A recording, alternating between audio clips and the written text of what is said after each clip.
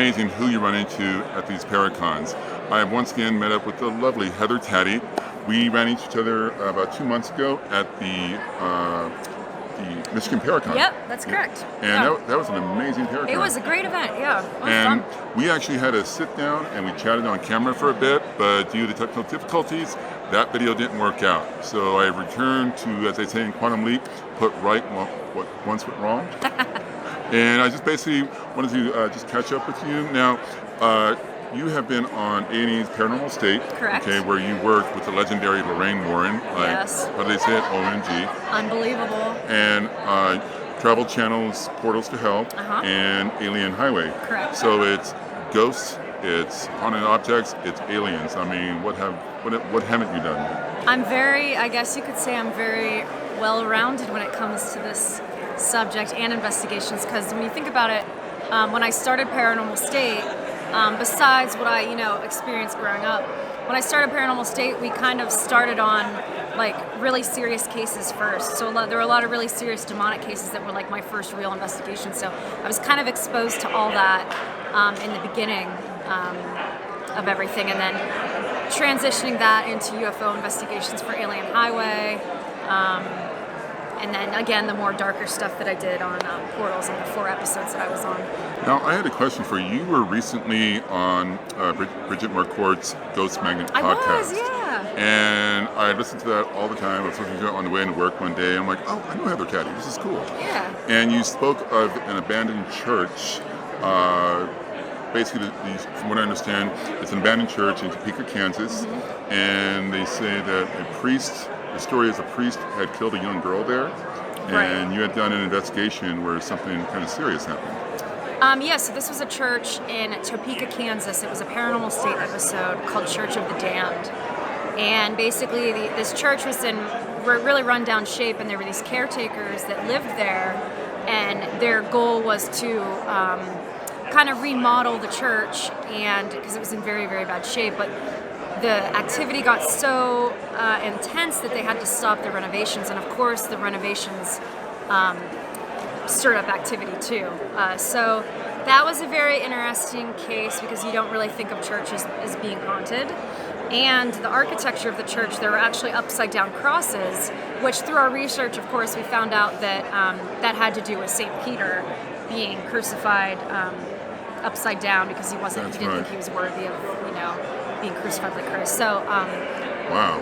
But it was overall, it was very fascinating, and I witnessed a fellow investigator, something pulling him back to where he fell on the ground, like something with force pulled him back, and I had never seen anything like that before. So that case is kind of one of the more intense ones that we did. Now, when I heard you tell that story on the podcast, what got me wondering is, do you think, now the story you said it couldn't be confirmed, but it couldn't be like denied either, about a priest that may have killed a young girl there. Mm-hmm. Now, do you think that now cemeteries and churches, that's hallowed ground, they were consecrated.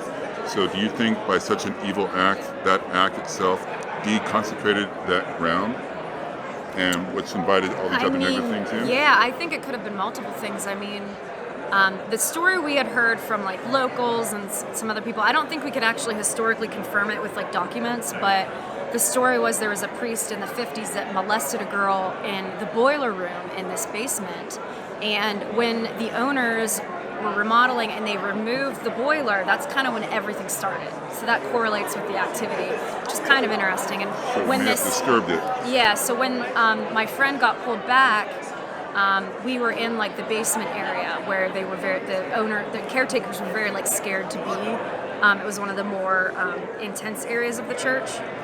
But yeah, I mean, I think anytime some kind of tragedy like happens like that, there could be something still sticking around. And the church was abandoned for like 7 years. So we talked to a witness that was actually with a group of kids that came in and did like some kind of satanic ritual. So when abandoned buildings are abandoned like that, you don't really know what happened in there. Like there could have been a ton of stuff that happened. And for something like that, yeah. And the thing with this field is we never really truly know. Exactly. Everything's speculation. So yeah, I mean that's a good theory. Now equally serious matter. You like to dress like a box of raisins. I do. So I love creating Halloween costumes. Every year I seem to just create some weird costume, and I've done a lot of food mascots. Like I made a Planters peanut costume out of chicken wire and paper mache one year. That's it creative. was such a killer costume. And then I've been the Morton Salt Girl. But yeah, this year I did the Sun-Made Raisin Girl, and I made it out of just a cardboard box. But It was good. It was pretty spot on, wasn't it? Yeah, because I followed you on Instagram, and when it popped up, I'm like, it was like accurate to the actual. And what I like about it is you go the extra mile and bring along a really bad pun. Attention to detail. Yeah. The really bad puns that you bring yeah. along with your outfits. I can respect that. What I did was usually for my Christmas cards, I make really goofy Christmas cards from the Halloween costumes I've created. And there's a cemetery in Pittsburgh where I like to take the photos because it's odd to see the Sun-Made Raisin Girl in such a dark environment. I just like that combination. So my caption was "Raising the Dead," but like raisin, So. See, I can respect that kind of cheesy. Yeah. So, I mean, really, Heather Taddy, ghosts, cursed objects, aliens along the 37th parallel, which I gave you the hashtag Miss 37th Parallel. Oh, I like that. Okay, I like that. I think we should start using that. Yeah. I mean, it coincides. But Cool. between ghosts, cursed objects, and UFOs, the only thing she hasn't done is find Bigfoot, which begs the question, so when are you going to find him? I mean, no pressure, but the whole I don't world's know. waiting. There was one investigation I did looking for Bigfoot. I'm not gonna lie. I don't know if I believe in Bigfoot. If I have any theory to explain Bigfoot, it would have to be some sort of like have to believe. interdimensional. Yeah. There to has to be believe. some kind of like interdimensional thing, but I don't know. There's just not enough.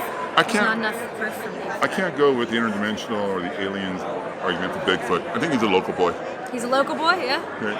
Thank you again, Heather. This has been a pleasure. Love running into you again.